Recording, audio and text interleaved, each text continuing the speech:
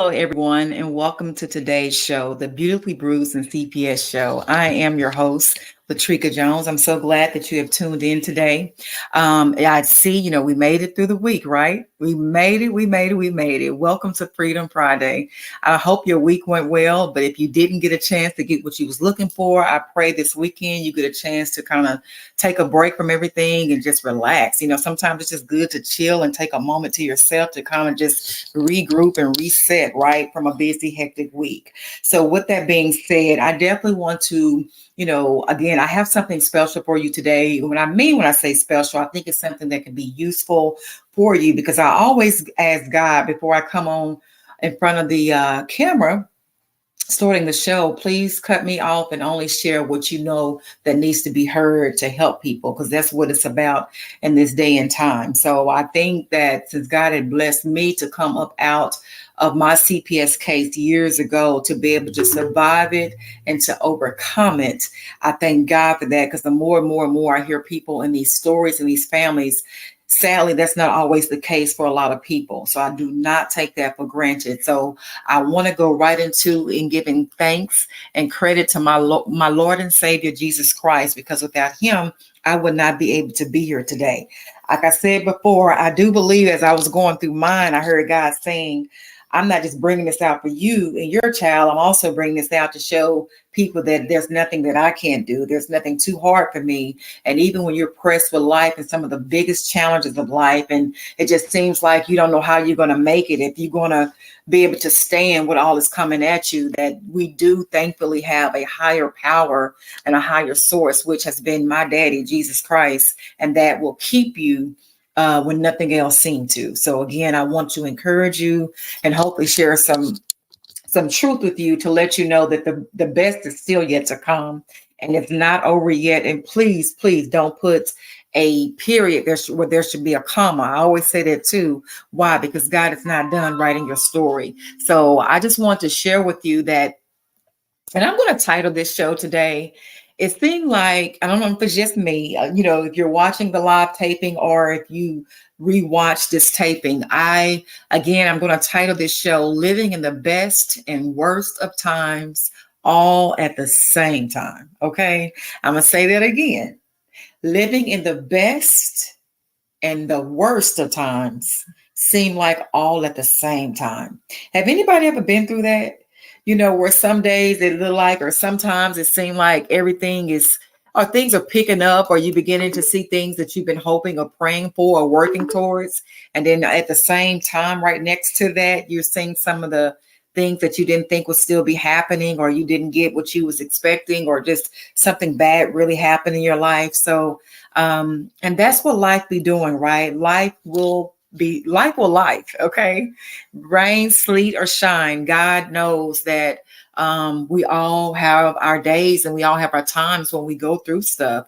And sometimes it can't be avoided. It's just something you just have to go through it and go through the process. And that's why I do think it's important that you have someone that's why I love God, because even when it seems like it's too much for me to take on, it's too heavy, it's too much for me to carry, God tells us to lay our burdens down at him, right? Because he has the capacity. His hands are larger than our hands, and he can carry it even when it seems to be overwhelming to us. So with that being said, I want to also mention that I got a chance as I was doing some research, just looking at some different information. It is a documentary that is out, and it is a really great documentary that is being showed on Netflix.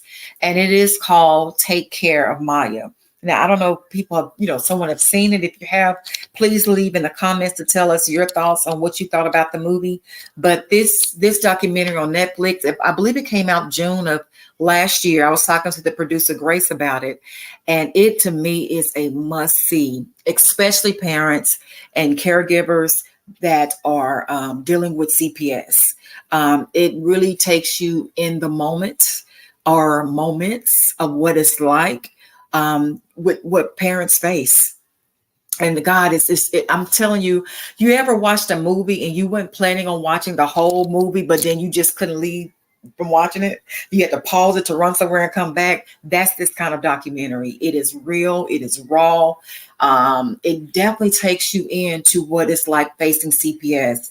And whether you're a parent, you're a family member, or you're a lawyer, a doctor, it also deals with children in the hospital. Like I said before in a previous segment, how a lot of these CPS cases starts out in hospitals and doctor's appointments at the schools. You may have an ex or a family member that is using CPS as a weapon towards you out of malice and spite. I mean, it really, really takes you there. And mainly, I want you to hear the audio. Even if you can't see the picture that clear, if you have Netflix, it's on Netflix right now where you can watch it. And I'm telling you, once you see it, any person that is dealing with CPS, whether legal wise, whether you're, especially families that are definitely in the deeps of dealing with CPS, it's really going to be some live, raw emotions that's going to come forth. And I tell you, as I was watching it, tears began to start crying because some of the things that mom went through, I went through myself. So it's personal, right? And I've always said anything that seemed to affect you personal, it affects you, it hits you in a different kind of way. Oh, it hits differently. Okay, it affects you differently. So without any further ado, I definitely want you to hear. I'm going to, Grace, the producer, is going to air. I had asked her to please air some of the audio. If again, if the footage is not that clear, I mainly want you to hear some of the dialogue of what it's like dealing with a CPS case for parents. So Grace, if you don't mind, if you can please air that audio.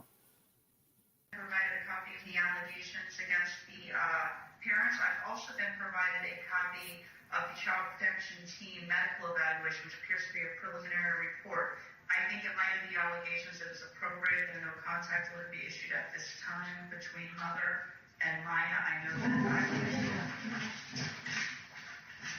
Yeah.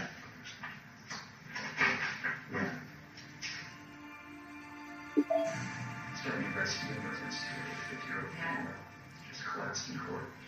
Subject is brief.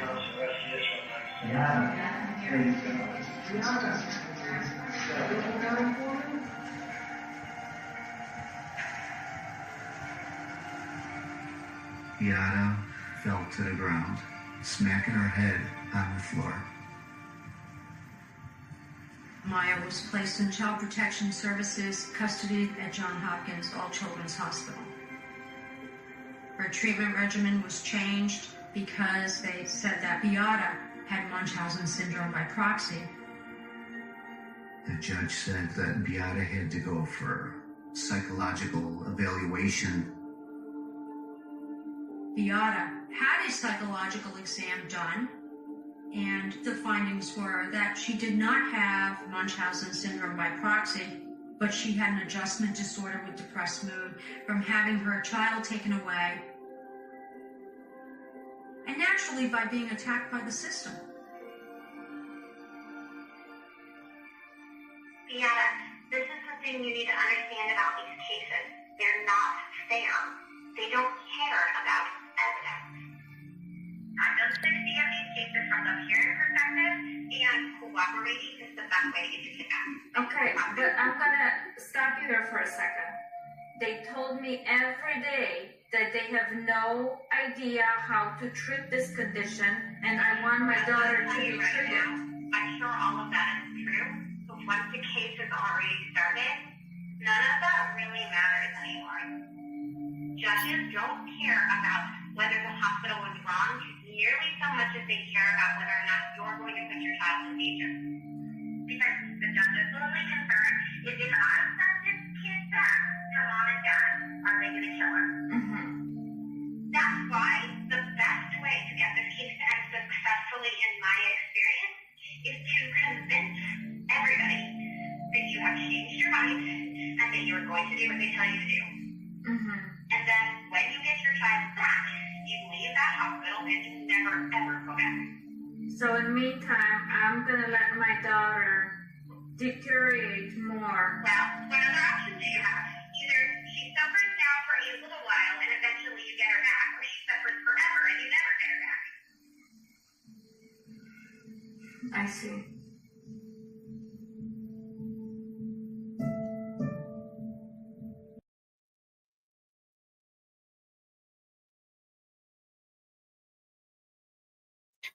Okay, I believe that is the end of the audio. And again, this is a story, a documentary that's on currently right now on Netflix.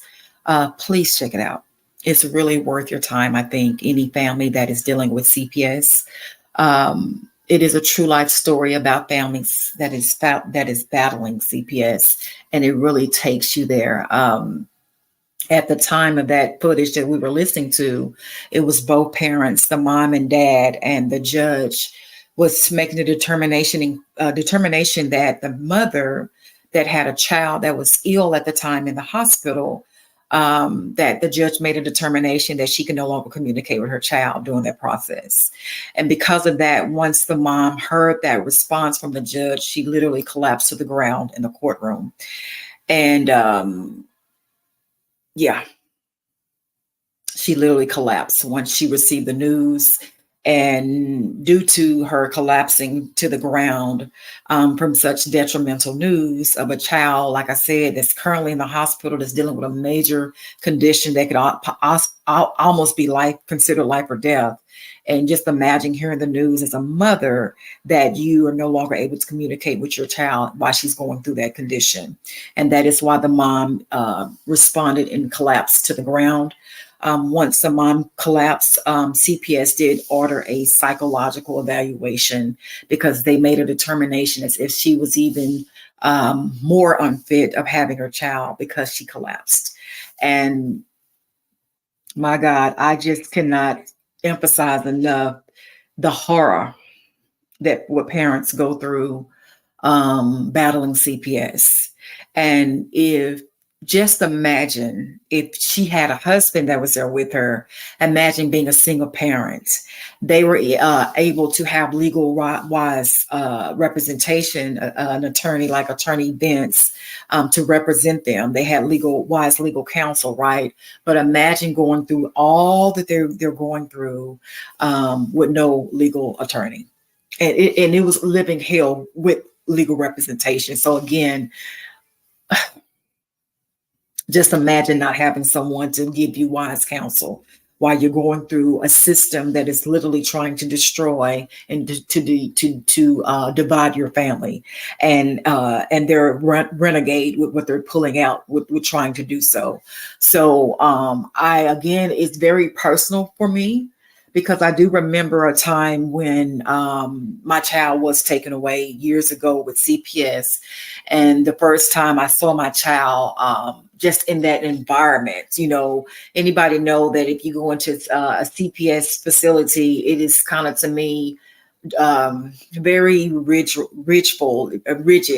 very kind of dry. It's almost like a like a camp that you can't get out. I mean, it's just a desolate type place. And when I walked in those doors for the first time to see my child and to see the environment that he was in, I literally collapsed. I fell to my knees as well. So again, it was very personal for me as I was watching this documentary. I can also say too, what came into mind, in which I'm so glad that they documented and they recorded.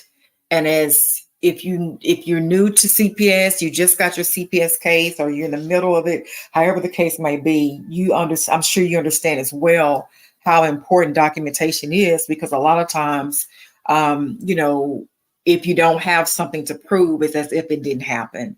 I've even heard times where even CPS have said things that they said happened that it really didn't happen. So the more you're able to prove your case, the more evidence you have, obviously is more credible for you in the long run, with you reuniting back with your kids. And the movie just takes you in, because I remember when I would ask, the CPS caseworkers, or, the people that's dealing with CPS, how's my child doing? What did he do today? How are things going for him? And they was like, he's just asking, where are you? Like, where are you? Where's my mom at? Like, where, have you talked to my mom? Why is she not here? And that, again, emotionally, as a parent, it breaks your heart, because you want to be there for your child, but unfortunately, CPS will not allow you to be there for your child. And if you get a chance to watch the documentary, that is some of the same questions that this mom was asking, the CPS caseworker, the social worker, rather, how's my child doing? Is she okay? Especially by her being very sick in the hospital. And they did share, well, she just asking, where are you? Because a lot of times as a parent, you feel like by you're not able to be there for your child when you want to be there for your child. And how's your child receiving this? Are they thinking that the mom or dad don't care? Like, why are they not here? But a lot of times, if you're not dealing with CPS social workers who does not operate out of integrity, I've even heard sometimes they'll tell them, well, your parents choose not to be here, or, right now, maybe it's best for you to go stay with a foster family, or, this is decisions, that why you're here, and it's not always true. And even in this documentary, the social worker even shared that Maya was going to be, I think, staying with her, or she's going to find her a place to live because her parents, as if they didn't want to be there. And so just imagine you're already hurt because you can't be there as a parent or a family member. And then you're thinking about your child or thinking that you just neglecting them when it's totally far from the case. You're doing all you can to be there and to see them, but they're not allowing you to. And I'm going to tell you one part that got to me in this documentary. I think this is a great point to show and to prove how CPS is not always fair with their decisions. And I will say this without telling too much of the documentary, but I think this also helps to paint the narrative with how CPS operates. I noticed that they said the same CPS caseworker who was assigned to Maya, the parents, thank God, was doing Google and doing research because they felt something kind of leery or odd or off about this particular social worker. And when they looked into it, they realized that the social worker herself had been accused of being abusive to kids. I want to say 2 kids, but either way it goes, she had been found to be someone that was a child abuser all along while they were keeping their daughter away from the parents. Okay, because they're accusing them of being abusers when yet and still you're allowing a CPS caseworker who has history of being abusive to see after your child. And the parents knew that the whole time while they were separated from their child, that her daughter was with a person that has been accused of child abuse who was overseeing their child. So help me make that make sense. And at the same time, a parent is trying to hold their composure of not becoming irate or becoming expressive or becoming argumentative, because at the same time, right, you got to play it cool. Even though you're living probably in the worst days of your life, or you're living in this horror story or horror movie, however you want to word it, and you have to play like it's not as horrible as it really is.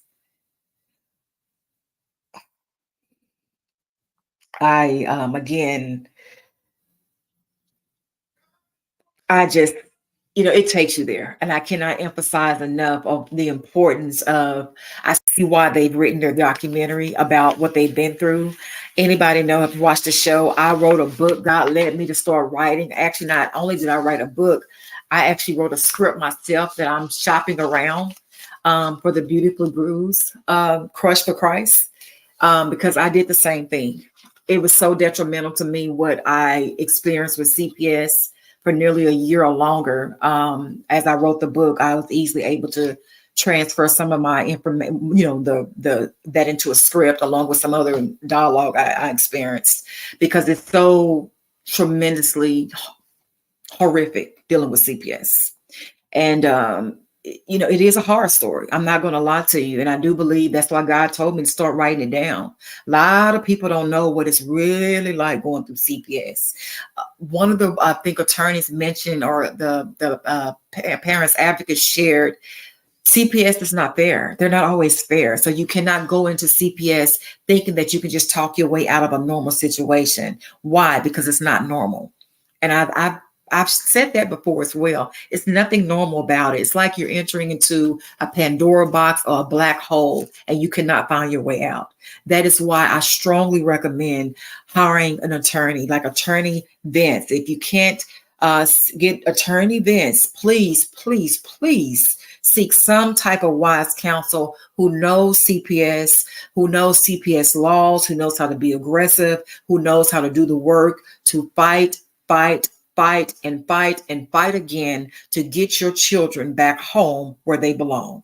You are not playing with something that's simple. You're not playing with something that's easy. This is a giant like no other. And trust me, they will take your children. Sadly but true, there are many people that can sadly testify that they will take your kids. And a lot of times they don't want to give your kids back. You really have to do the work, and you have to take this serious. And pretty much 9 times out of 10, this is probably going to be a case of your life like never before. And thank God I had the discernment as I was going through my CPS case years ago. I felt that in my spirit, like this is like, it's very serious, and it can definitely change the trajectory of your life, where your children end up living the rest of their lives. And I think Attorney Vince has mentioned before, this is the case of your life. You know, your children's well-being is connected to it. So, and you have to have someone that can speak reason into you. I cannot emphasize enough. Not only did my attorney provided me wise legal counsel that knew the laws to fight CPS, a lot of times, sometimes they're counseling you as well, because you're in such shock to know that they are getting away with the things that they're getting away with, and you know that they're wrong, and you know that it doesn't make sense, but still yet you can't do anything about it. And sometimes it takes that wise legal counsel or advocate to speak reason to you, to bring what, yeah, you might be right on what you're saying, but this is not how it works in CPS. Whether you right or wrong, they still can take your kids. You're not dealing with someone that plays fair. I really honestly see it as spiritual as well. And that's why a lot of times I reference to the Bible. I know with me, that is what gave me comfort and peace like nothing else, is hearing the word of God, staying prayed up, and just, reading just inspiration, being encouraged. That's why I thank God for Attorney Vince and the producer Grace for this platform, because sometimes it's just somebody speaking the right words into your spirit can make a world of difference. It truly can. It can make the world of difference, just hearing the right words at the right time. And that's why you can tune into this show 24/7. Like, share, subscribe, tag. Somebody else might be going through it. Even if you think they might, still share it with them. It doesn't hurt to just send over a link and say, hey, I got something out of this, or I think this might be something you like, and just share it. You never know. Even if they're not going through something like dealing with CPS, they might know somebody that is, because a lot of cases, you'll be surprised, a lot of people are affected by CPS. They do not discriminate. It don't matter what color you are. It don't matter where you live at. It don't matter where you drive. It don't matter your education. When CPS wants you, they are like some sharks in the water that is starving, and they will do whatever it takes to help fit their narrative to get what they want, which is your children. So this is definitely something that you have to take serious. And I just cannot say enough how important it is. It was for me. I leaned in on God like never before, because I realized that I am in over my head. That's why I had to, sometimes you just have to step back and say, God, what do I need to do to get out of this? And I will say, honestly, from my own personal experience, I'm no attorney, but I am a mother, again, who have survived and overcame CPS. And from the experience that I received, it is no way that I could have went through that case without hiring an attorney. That's just my opinion, because the things that they take you through, again, they don't have to be 100% correct on what they do. And that's why they're always drawing to do things to get their narrative. You know what I'm saying? So it's not a normal situation. And I'm sure a lot of parents that are sitting on the other side, where sadly their kids might have been taken away. Maybe they didn't really catch on to what CPS was doing until maybe the second, third, or fourth hearings. And it's a trough of hearings, y'all. It's not no 1 or 2 hearings and it's over with. Absolutely not. These CPS cases can go on for years. And the longer they have access to your children being in their custody, they give them more of a right to keep them permanent. I think here in Texas, if the children are perceived in CPS custody for at least a year or so, they can automatically get the rights of your children. So that's why you fight like hell to beat the time clock, to do all the services, to do all the classes, to make sure you have a wise legal attorney that is representing you to provide the needed documentation to fight CPS and know the laws to make sure they're pulled out of this corrupt system of child protective services. And then it's just the honest truth. I knew as I was going through mine, I want to say even in 6 months, I received a notice saying that my child is going to be returned home because there wasn't no reason for them to continue to do what they were doing. And I kid you not, out of nowhere, I received a new CPS caseworker said that she was newly assigned to my case. When my case was supposed to have been ending, they decided to extend it. And when I asked my attorney why, what is happening? Why are they continuing on something? Did something changed I'm not aware of? She said, you have to get in your head. This is not about you or your child. This is not about neither one of y'all. This deals with money, power, and politics. It's bigger than you. Okay? So you almost have to be equipped psychologically to deal with the emotional trauma and drama, emotional, mental, physical, it all wears down on you. And when she said that, I was shocked. Once I knew that I was doing everything they've asked me to do, I passed every drug test they submitted. I've never done drugs in my life, even though I still did the drug test. I did literally everything they required. And in the 6 months, I received correspondence in the mail that this case is ending. And out of nowhere, just like that, okay, they decided to continue the case. And that same caseworker that was calling me at the last minute, asking me to do things that seemed to be unfeasible or really no merit or why she was doing it. I had someone to say, hey, you don't have a good caseworker. She's really just messing with you. And it's personal with you. You should look into getting somebody else. And I refuse to do it because I do know from my experience that they can retaliate against you if you're dealing with a CPS caseworker who lacks integrity. So from my own personal experience, I just decided to continue to move forward because I had wise legal counsel that was directing me and helping me every step of the way. And with that being said, we're in 6 months. Like I said, I got the literature saying your case is at the end of your hearing out of nowhere. And I do believe she did it out of spite. I truly do. I do believe it was out of spite, out of malice, that she continued the case because I asked her, why did the case continue? Did something happen that I wasn't aware of? And she never did respond. The only thing she responded and told me was she got a raise to be now the supervisor at CPS. Yeah. From all the things she was doing to me, they gave her a raise from being a social worker to now becoming a supervisor. And I'm sure to this day, years later, she's probably still there. So it's no way with me hearing that you can't tell me why you extended my case after 6 months. You don't respond to that, but you respond to me, let me know that you're now becoming a supervisor at your location. Again, at that time, I just knew that you have to know how to play the game, but be better at them than they are at their own game. That's where wisdom takes in. It comes in at that place because you're not going to get anywhere being irate. You're not going to be anywhere being disgruntled. You're not going to be anywhere being confrontational. And I also believe the documentary Taking Care of Maya really reflects that, shows that a lot because that mom was going through hell and back like I was. And it's hard not to share, your emotions and feelings, especially when you're dealing with your child, right? And you know that CPS are not handling your child correctly or maybe not even dealing with you correctly. So sometimes you got to put on your face, even though you might be crying on the inside, but when you're dealing with CPS, don't let it show. Have you all heard the old thing?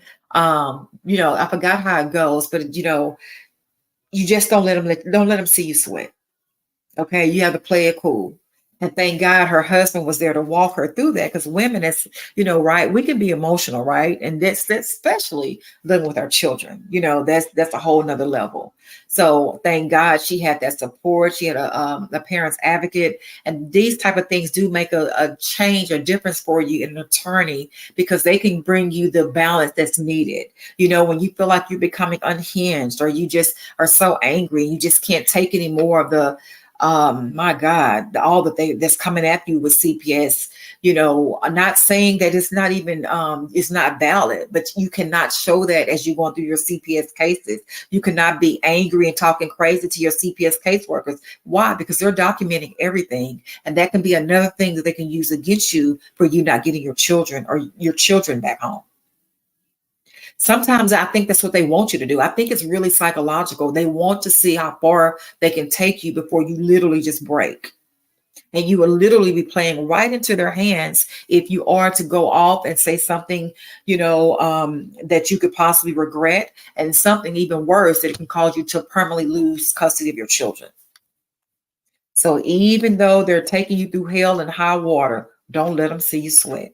It was many times where I knew that my CPS caseworker who lacked integrity, was doing things, trying to make me seem as less as, like, trying to make their narrative look correct. Like I told you before, I shared my CPS caseworker ordered me to take a psychological evaluation. Okay. And while doing that, she also ordered a $10,000 brain test. So on one side, it seemed like I had a mental problem, like I couldn't handle my child.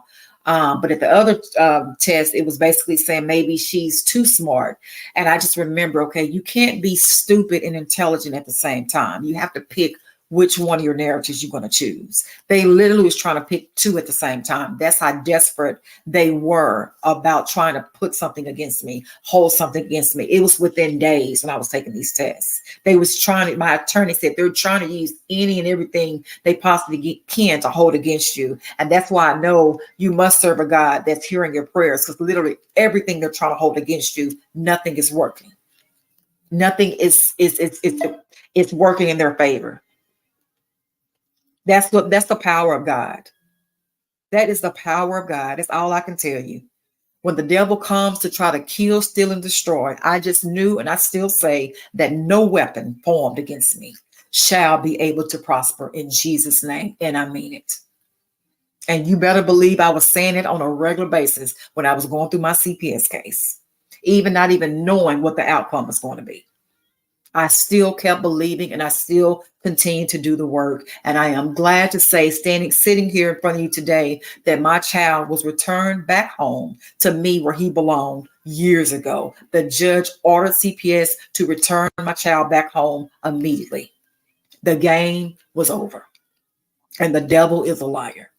So if nothing else today, I want to encourage you to tell you, if you have Netflix, that might be worth, if you do have it or if you don't have it, it might be worth an investment, because if you're dealing with CPS or you want to know more about it, have a family member that is, it is really something that really takes you in those courtrooms. If you've never been in a CPS case, it really takes you there. And I'm telling you, it is not for the weak at heart. I promise you, it is not for the faint. That lady literally fainted in the courtroom when that judge told her for no reason that you can no longer speak to your child again. And that child was very sick in the hospital, who could have died from what she was facing. If you can only imagine the strain and pain that is on a mother's heart. My God. And I do know that feeling, because I do, like I just mentioned, when I first saw my child in those chambers, I didn't collapse, but I fell to my knees. I lost balance on my legs. I just fell to my knees, and I had a family member that helped me up. It was just the agony of what we've entered into that was life changing for the both of us. And I'm sure so many other families that can witness that have gone through CPS or that are currently going through CPS. But I just want to come on to encourage you, to tell you that, again, it is not over yet. I don't care how bad it looks, how bad it feels. It seems impossible. Trust me. I've been there, done that, got a t-shirt and a hat. I strongly understand those feelings. I still care about families that's going through that, because that was so detrimental. If I wasn't a believer in Christ and didn't have the wisdom to seek wise legal counsel to help me during my CPS case, I can't even say I would have made it through. I'm being honest with you. And I'm going to tell you, to this day, matter of fact, this week, my child even said, Mama, thank you for bringing me out of CPS. It's something your child will never forget. They'll never forget the fight, the sacrifice that you was willing to take to fight CPS and win your children back, because your kids are in that system and they know the hell what it's like. Prayfully, they're with somebody or families that foster families are dealing with CPS caseworkers who has integrity. But again, the ones who do not have integrity, those are the ones I'm speaking to.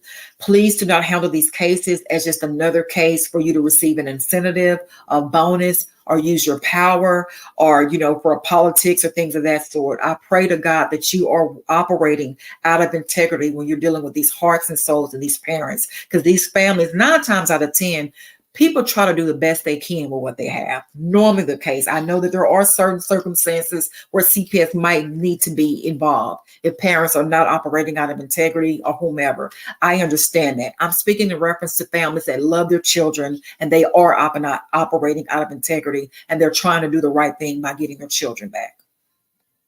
Okay. These are the families that I'm speaking in reference to. So I just want to encourage all families to not give up fighting for your children. God has the final answer. It is not over until God says it's over. And as long as you're doing the work, as long as you're keeping God first, as long as you keep fighting for your children, I don't see God not turning it around for you. I just do not see that. I actually pray that you can seek wise legal counsel, get an attorney to help you, because to me, it's detrimental. Why do you think they will allow you to have a pro bono attorney? Because they know a lot of people, again, don't know how to fight CPS cases. And a lot of times, I will say this, if it's an attorney that doesn't know CPS laws, I don't want an attorney who doesn't. Because I know when I went through my CPS encounter years ago, I know what it's like to have an attorney that didn't know those laws, and it wasn't good. You get what you pay for. It's worth the fight. It is worth the sacrifice in hiring a wise legal attorney, like an attorney Vince or someone else that knows how to represent you and know how to represent your children, so that children can come back home with you where they belong. Don't gamble, don't risk, don't take a chance trying to save money, thinking you know what you can do. They don't care about none of that. Okay. They care about the laws and making sure you know the laws. And if you don't know the laws, it's easy for them to violate your laws as a parent. I wouldn't gamble the chance with my children. I just wouldn't do it. It's too much. It's worth to the chances are too great to risk that loss. Okay. So again, I just want to come on here to encourage you. If you get a chance, please check out that movie. Take Care of Maya. It is on Netflix right now. Any family or a parent or caregiver or even foster parents that's going through CPS, or anybody who really don't know how CPS works, it's a great insight to know what really goes on. Because again, just because someone has a CPS case does not automatically mean that they're done something wrong. Okay. That's not always the case. Sadly, it's not. Okay. Sometimes the people that's doing the CPS case, if they lack integrity, they could be the ones doing something wrong to that parent or to that family, to the parents of the children. It could be the other way around. So please don't judge a book by its cover. Things are not always what they appear to be.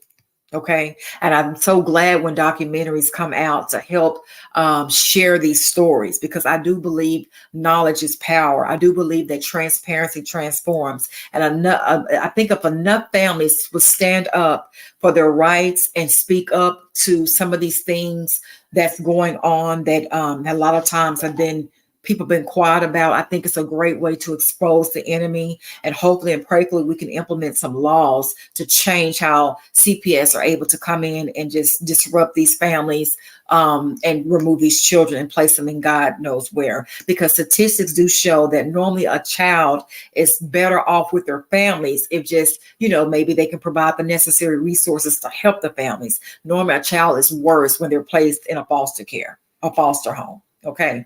Keep that in mind as well. So, yes, again, anything I can say or to share to help open up eyes, to make people to be more cautious and aware of what CPS is like. From my experience of being a mom that survived CPS years ago, overcame CPS, where the judge ordered my child to be returned back home immediately. Anything I can do to help you and your children be reunited, I am more than willing to do whatever I can within my capacity. Okay. So I just want to come on here today and tell you to stay encouraged. God has the final answer. There is nothing too hard for God. That's another beautiful thing about God. There is nothing impossible that he can't do. He can turn anything around if you put him first. Okay. You do the work. Keep fighting for your babies. Keep fighting for your babies. Like I was told years ago by the CPS caseworkers, I was asking, well, what is my child? How's he doing? They said, he just keep asking about you. And that documentary, they say the little girl kept asking, where's my mom at? Your kids are counting on you to do the work. Your kids are counting on you to hire an attorney to help you get the wise legal counsel that you need to fight them with these CPS laws. Okay. They're counting on you to do your part to get them back home. So don't give up. I don't care what, it feels like, what it looks like. I am a living witness. I am a living testimony that God can do the unthinkable, that God can do the impossible. There is nothing too hard that God can't do. Once you put God first in your life, you do the work on yourself, you do the services, and please, for heaven's sake, if you can, please hire a wise legal attorney, because they are needed when you're going up against giants like CPS, because they do not fight fair. Trust me, I am a living witness who experienced it. Okay. So God bless you. I hope, this have inspired you or encouraged you. Please continue to send comments. I do read the comments sometimes, or as much as I can. I love to hear your stories. What you're going through. If there's any questions, or you ever want to be a guest on the show, you can always call and talk to the producer, Grace. She's wonderful about talking to you and schedule you for coming on the show. If you just want to share what you're going through, your experience, what it's like. Sometimes you just want to be heard, this could be an outlet for you to be able to do just that, especially when you're going through so much with dealing with CPS. Okay. So keep that in mind. Please like, share, subscribe to this channel. Again, keep God first. Don't ever, ever, ever, ever give up fighting for your children. They love you. They deserve to be back home with you. God has not forgotten about you. So please do your job. Keep doing what you're doing. Keep fighting for your kids, and watch and see that God can turn that thing around for you, just like he did for me. So just know, do not put a period where there should be a comma, because why? Your God is not done writing your story yet. Okay. So stay encouraged. Have a blessed weekend. Please check out that movie if you can on Netflix, and tell me your thoughts about it. So have a blessed weekend until our next show. Thank you for watching.